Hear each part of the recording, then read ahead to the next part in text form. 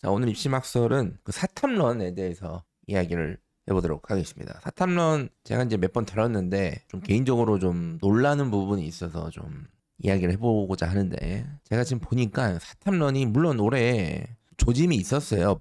많을 거라고. 근데 다만 이 정도까지 많은가? 지금 물론 제가 막 전국에 있는 모든 학생들을 만나본 게 아니죠. 아니면 제가 만나본 학생들만 사탐런을 한 학생들이만 제가 만나본 걸 수도 있지만, 근데 그 확률보다는 제가 뭐 몇 명 만나보고 이 얘기를 하는 건 아니니까, 자연계 중에 사탐런을 안 한 학생을 찾는 게 더 어렵다. 그러니까 대부분 사탐런을 지금 했고, 그 다음에 과탐을 2개 하려고 했던 학생들도 육모, 그 다음에 여름방학 들어서면서 또 바꾸더라고요. 지금 이 현상이 매우 눈에 띄게 보인다. 뭐 사탐론을 하는 이유는 뭐 오늘 그 얘기를 할 건 아니겠지만, 어쨌든 이 고교학점제 때문에 대입 때문에 지금 하는 건데, 그래서 대입 구조적으로 예전에는 뭐 불과 몇 년 전만 하더라도 사탐을 가지고 자연계 애들이 뭐 수능 체제도 못 맞추고 정시 지원도 뭐 힘들고 이랬었는데, 이제 지금은 어쨌든 이 고교학점제 대입 때문에 선제적 반영이 돼 있으니까 뭐 예전 같이 막 그런 건 아니거든요. 그래서 뭐 기술적으로 이 사탐론이 문제가 있다, 제가 뭐 그렇게 이야기하려고는 아닙니다. 다만 지금 너무 많아요. 너무 많아서 문제가 생길 가능성이 있어요. 지금 아마 평가원도 수능 접수 후에 이제 곧 접수할 건데 매우 놀라지 않을까? 이 정도라고? 라고 생각할 것 같아요. 지금 제가 봤을 때는. 그리고 특히 저 개인적으로 놀란 거는, 제가 봤을 때는 굳이 안 해도 되고 하면 안 되는 애들까지 지금 다 사탐런을 하고 있어요. 자연계 최상위권 학생들, 내신 기준으로 최상위권 학생들, 물론 뭐 정시 경쟁력이 최상위권 학생들은 사탐런을 많이 안 하지만, 어쨌든 내신 최상위권인데 이제 수능은 조금 이제 내신보다 조금 힘들어하는 학생들, 얘네들 상당수가 지금 사탐런을 하고 있는데, 사탐런의 유형을 제가 이제 관찰해 본 결과 역시나 인문계열 학생들이 자연계로 가서 고통을 받다가 뒤늦게 깨닫고 다시 이제 인문계로 돌아간 거죠. 제가 그래서 이건 사탐런이 아니라 네 자리로 돌아가는 거라 그랬습니다. 그리고 네 자리로 돌아가는 거지 이게 꼭 유리한 게 아니에요. 그래서 원래는 그냥 네 자리에 있어서 네 자리에서 경쟁하고 준비하는 게 가장 베이스인데, 어쨌든 자연계를 갔다가 다시 이제 사탐을 이제 인문계 학생들이 원래 이제 자기 옷을 입는 거죠. 근데 제가 보면 자연계 가라고 다 그렇게 가스라이팅 했던 사람들이 이제 3학년 되니까 다 사탐런을 해요. 또 걔한테. 아니 그럴 거면 애시당초 자연계를 가지 말라고 해야죠, 그거를. 자, 그리고 이게 놀라운 건데, 유행인가? 그냥 이게 뭔가 다 하니까 이 대세가 형성이 되면 이제 그렇게 되잖아요. 내 의지랑 상관없이. 그러니까 다 하니까 하는 애들이 지금 많더라고요. 그러니까 이 과학을 이미 1등급이나 2등급 경쟁을 계속 해왔고 하고 있고 할 수 있는데도 사탐론을 해요, 얘네들이. 그러니까 이거를 왜 하는지는 다 만나본 건 아니지만, 그냥 다 하니까 진짜 하는 애들, 그 다음에 이 다 하니까 이제 인원이 줄어들 것 같으니까 뭐 등급 따기가 어려워서, 그러니까 과탐 포비아가 걸린 거죠. 그리고 이제 과탐 문항을 보니까 이제 이렇게 돼버리면 고인물만 남고 그러면 문제가 막 이상해지고 막 이런 거 이렇게 생각하니까 이제 과탐 포비아인데, 그러니까 이제 이렇게 해서 이제 잘 나가고 있는데도 지레 겁먹고 안 될 것 같으니까 이제 옮기는 학생들, 그리고 그냥 뭐 옮겨야 된다고 하니까 정보에 대한 정보 가스라이팅이죠. 이런 학생들. 그래서 제가 이제 요게 놀라요. 이미 1등급, 2등급이 계속 경쟁을 하고 있는데 왜 옮기냐 이거예요. 제가 이 얘기를 몇 번 했잖아요.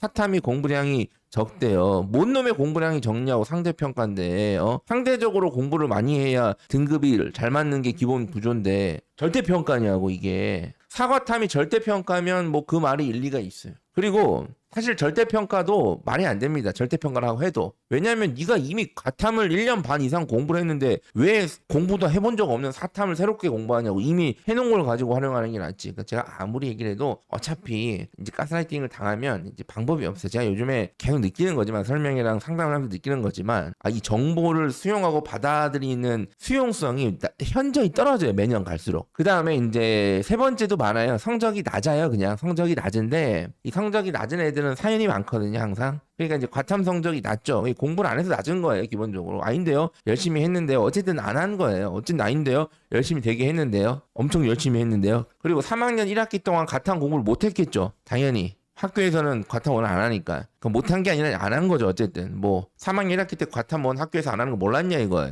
그 다음에 결국 육모를 망하죠. 근데 망한 게 아니라 늘 나오던 성적이에요. 그게 늘 나오던 성적인데 자꾸 망했대요. 자꾸 1등급 나오던 애가 4등급 맞고 이런 게 망한 거고. 그게 이제 과탐 때문인가라는 생각이 들죠. 그러니까 다 사탐론 하니 그러면 사탐으로 전환하면 되는구나. 이제 이런 식으로 해서 사탐으로 전환하는 애들. 하지만 얘네들은 사탐런을 해도 공부를 여전히 안 하고 있습니다. 안 하고 있어요. 그러니까 보통은 이 사탐런이 이 세 가지 유형으로 나눌 수 있다. 당연히 1번 학생들이 가장 사탐을 해야 되는 애들이에요. 원래 자기 옷을 입는 거니까 얘네들이 했을 때 효과가 가장 높을 것으로 예상이 된다. 문제는 2번 애들인데 내가 계속 1등급이 나왔단 말이야. 근데 자기가 수능에서 1등급이 과탐이 안 나올 것 같다 그래 안 나올 것 같아가지고 사탐을 했는데 걔네들은 이제 본전이 1등급이잖아요. 사탐을 해서 근데 사탐을 하면 더 안정적으로 1등급이 나올 것 같아. 어쨌든 그건 이제 네 생각인 거잖아요. 이제 공부를 해봐야 되는 거 본격적으로 사탐 공부를 사탐으로 경쟁을 해봐야 되니까 이거를. 그러니까 이제 얘네들이 이제 좀 걱정이죠. 제가 봤을 때는 사탐런이 불러올 나비 효과. 를 제가 핵심적인 것만 좀 생각을 좀 해봤어요. 일단 수시 정시 좀 나눠서 생각을 해봤는데 이 사탐런이 수시에 어떤 영향을 줄까? 가장 중요한 영향. 수능 최저의 영향을 그러니까 사탐 내가 수시로 갈 건데 사탐 런을 한다는 거는 사탐이 뭐 좀 표준 점수가 어떻고 가산점 이런 거 따지는 게 아니잖아요. 그냥 내가 수능 최저가 필요한데 수능 최저가 필요한데 사탐으로 해서 맞추겠다는 거 아니에요. 그러니까 사탐 런을 하는 사탐으로 바꾸는 거잖아요. 그러니까 그 사탐을 이용해서 맞추겠다는 거잖아요. 선생님 저는 어차피 국어 영어 수학으로 맞출 생각이에요. 그래서 사탐 런을 이건 제정신이 아닌 거잖아요. 국어 영어 수학이 주력 과목이면 뭐 굳이 사탐 런을 왜요? 그냥 하던 거 아니면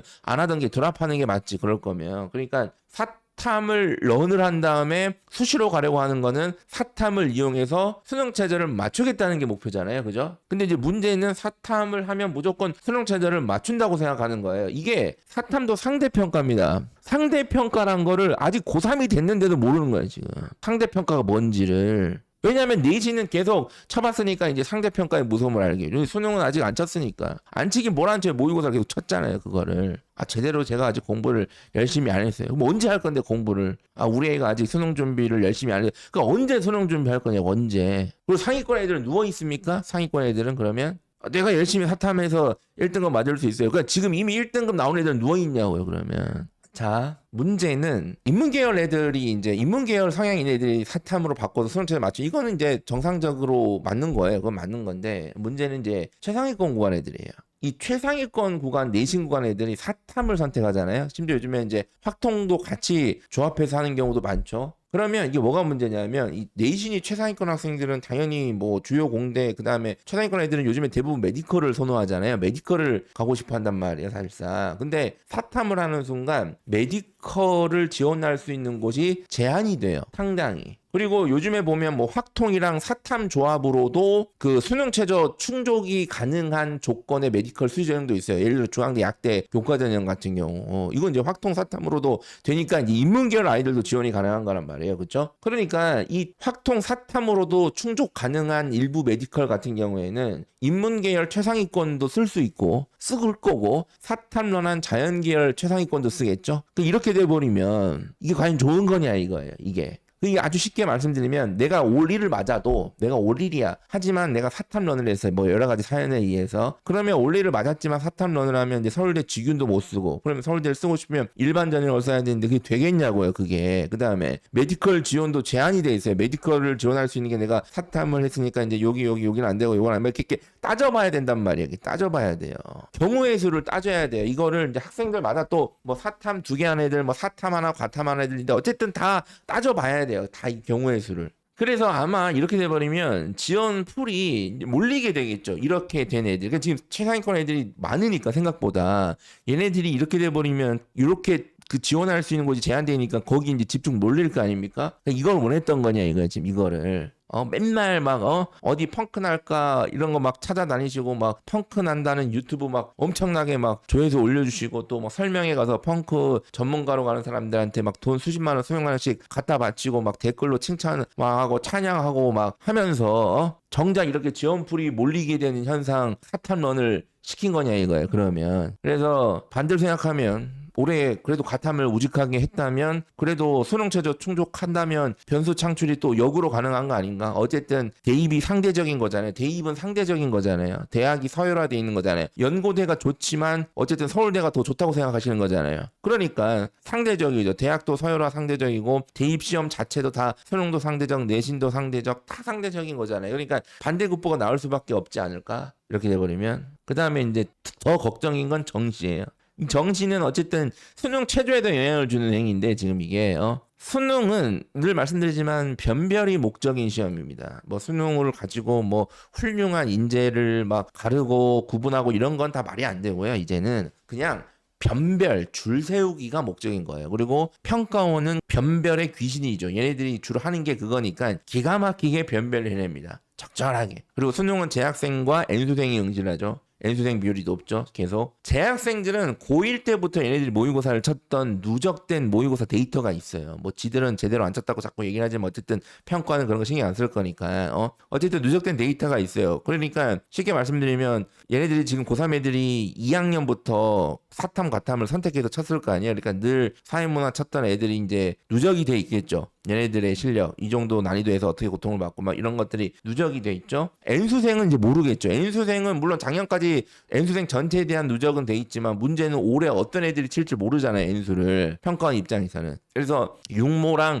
구모의 일부 N수생들이 들어오니까 이제 그걸 가지고 0점을 잡아가지고 수능을 이제 변별하는 게 기본적인 방식인데 이제 문제는 사탐런이 이렇게 많으면 변별의 기준을 잡기가 상당히 어렵습니다. 그러니까 수능 접수자들만 보고 깜짝 놀란 다음에 야 이거 어떡하냐 이제 변별을 어떻게 해야 될지 정해야 되는 거잖아요. 그러니까 아주 쉽게 말씀드리면 기존에는 뭐 한 100명 정도에서 항상 이런 식으로 늘 치던 애들을 이렇게 해가지고 뭐 중간중간에 몇 명씩 바뀔 수는 있겠죠. 사탐도 바뀌고 뭐 하기도 하지만 어쨌든 기본적으로 뭐 응시 과목은 약간 바뀔 수는 있지만 인문계 애들이 어쨌든 얘네들이 거기서 사탐에서 계속 왔다 갔다 하는 거니까 어느 정도 견적을 내놨는데 갑자기 100명 치던 시험이 뭐 한 150명이 된다거나 200명이 된다. 150명이 됐다. 근데 문제는 이 50명의 수준이 어떤 수준인지 우리가 알 수가 없다 이거예요. 이거를 갑자기 훅 들어와 버리니까. 하지만 변별이 안 되는 건 있을 수 없습니다. 수능이 실패하는 거는 변별이 안 됐을 때 실패하는 거예요.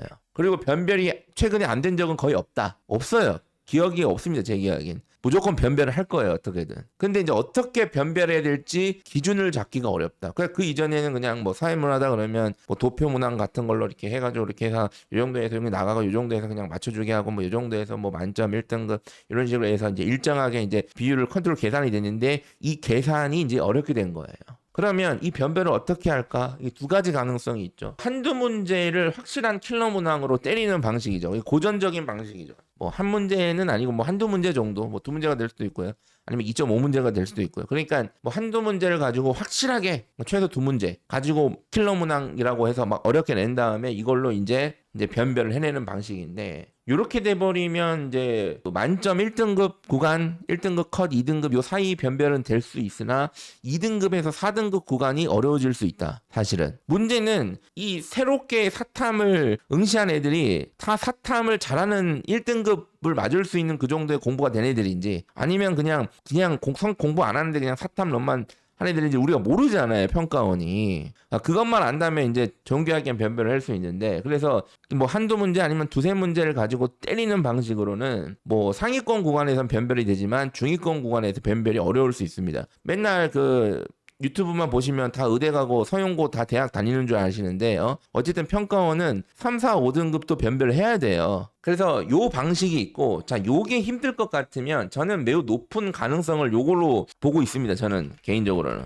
이게 뭐냐면 운에 의한 변별 방식입니다. 지금 생명과학 같은 느낌의 변별 방식이에요. 그러니까 이거를 뭐 정상적으로 뭐 접근을 해가지고 막 개념 막 기출 공부를 열심히 해서 딱딱딱 구조적으로 수능의 출제자의 의도를 딱 파악한 다음에 저건 낚시야 딱 회피하고 저거는 함정이다 회피하고 정확히 이제 정답을 딱딱 골라내는 거 이제 이런 거. 그러니까 이런 방식이 아니라 그냥 문제 자체를 헷갈리게 낸다거나 아니면 그냥 막 지문을 막 미친 듯이 막 길게 내가지고 막 갑자기 이렇게 한다든가 아니면 가장 이제 쉬운 방식이죠. 매력적인 오답을 배치하는 방식이에요. 1, 2, 3, 4, 5 선지 중에 다 답인 것 같은 것들을 여러 개 배치하는 방식이에요. 말장난이죠. 이거는 수학이 아니라 어쨌든 텍스트 기반 과목이잖아요. 말장난이 가능한 거잖아요. 그러니까 이렇게 다수 배치를 해서 이렇게 돼버리면 찍어야 되거든요. 애들이 풀었는데 뭐야 답이 왜 2개야? 아씨 이것도 답이 2개야. 아니 이건 3개네. 아씨 뭐지? 뭔 놈의 답이 이렇게 여러 개지? 올해 이 사탐은 막 이렇게 되는 거예요. 이러면 찍냐 잘 찍냐 못 찍냐에 따라서 이제 변별이 되는 거거든요. 이렇게 돼버리면 이렇게 하면 좋은 점은 이제 전 구간 변별이 이건 무조건 변별이 돼요. 전 구간 변별이 되겠죠. 어쨌든 단 실력에 의한 변별이 아니라 운에 의해서 등급이 결정되는 거예요. 그러니까 지금의 약간 생명과학 같은 느낌이에요. 찍었는데 맞았어 막 이런 거죠. 이제 이런 느낌이에요. 그러니까 평가원은 이미 여러 가지 옵션이 다 있어요. 변별할 수 있는 방식 자체가. 근데 이런 식으로 몰려버리면 이렇게 되는 가능성이 높아 보이는데, 물론 뭐 제가 뭐 도사가 아니라서 모르죠. 뭐 그냥 뭐 평가원이 야 뭐 수능 사탐은 이제 당분간 없는 거니까 내가 그냥 다 퍼줄게. 우리 만점 5,000명 가자. 뭐 이렇게 할 수도 있겠죠. 뭐 5,000명이 뭐야 5만 명 가자 만점. 뭐 이렇게 할 일 없을 것 같아. 아무리 봐도 평가를 미치지 않고서는. 그러니까 어쨌든 이제 변별을 할 건데, 만약에 이제 제가 예상하는 저런 운에 의한 변별 방식을 써버리면 뭐가 문제예요. 어차피 중하위권 애들은 잃을 게 없어. 상위권 애들이 이제 문제. 그러니까 내가 그냥 과탐했으면 못해도 2등급 맞았을 건데 괜히 사탐해가지고 저거 헷갈리는 문제 때문에 3등급 맞아서 지금 이런 일이 벌어질까 상당히 제가 걱정해. 결론 사탐론 했다고 사탐만 또 파지 말고 좀 고르게 성실하게 공부를 좀 해라. 만약에 사탐이 불확실하면 수능은 전과목 경쟁이기 때문에 국영수로 커버해도 됩니다. 근데 보면 뭐 사탐 바꿨다고 막 그것만 또 파고 다른 건 또 놓고 이렇게 좀 약간 극단적으로 공부하시는 학생들이 많고, 또 그 부모님들이 그거를 냅둬요. 제가 보니까 부모님들도 요즘에 애들이 그렇게 공부를 하면 자꾸 냅두잖아요. 근데 냅둬도 상관은 없습니다. 그냥 냅두고 그런 결과를 받아들이시면 돼요. 그런데 냅뒀는데 그 결과는 못 받아들이시는 거예요. 그러면 부모님도 문제인 거예요. 사탐만 계속 파고 있으면 탐구만 파고 있으면 어떻게 해야 돼? 아니면 수학만 파고 있다. 약간 다른 얘기긴 한데 그럼 어떻게 하셔야 돼요? 뭐라고 해서 지금 뭐 해야죠. 전과목 고르게 할 수 있게 해야죠. 근데 이제 뭐 어쩔 수 없고 얘가 수학을 너무 좋아해서 그러고 나서 그러면 이제 수학 성적 말고 다 박살 나는 건데 그것도 또 싫다 그러시고 그건. 네, 어쨌든 문제는 이제 부모를 보고도 사실은 이번 사탐 문제는 예상이 어렵습니다. 이런 식으로 그 사탐런 학생들이 많으면 수능 접수, 그러니까 이미 구모 문제는 나와 있겠죠. 지금 8월 20일이니까 이미 문제가 다 구성이 돼 있을 거예요. 이미 다. 그러니까 사탐런 한 학생들이 너무 많으면 당연히 평가원 입장에서는 이렇게 돼버립니다. 그래서 일단은 뭐 열심히 하시고요. 열심히 하시고, 혹시 지금 수능 원서 접수 직전에 지금 막 사탐런을 하려고 지금 하는 학생들은 뭐 네가 어떠한 상황이든 이미 늦었습니다. 지금 뭘 바꾸는 거는 말이 안 돼. 지금 바꿔야 되는 건 너 자신이에요. 감사합니다.